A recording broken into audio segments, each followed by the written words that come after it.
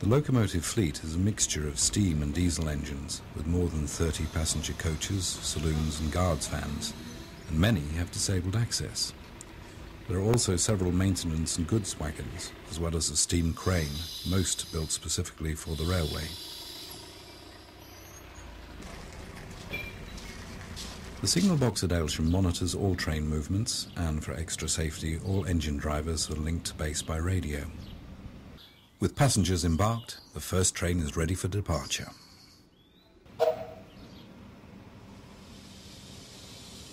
There are several stopping points en route, so there's ample opportunity to explore the nearby villages and countryside.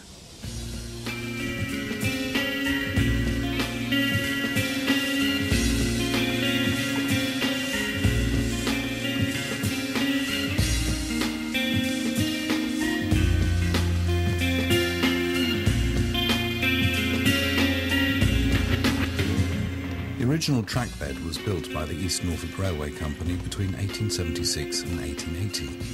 350 men with picks, shovels and wheelbarrows, assisted by horses and carts. In another 2 years they had reached Corson and Reefham, and later extended to County School.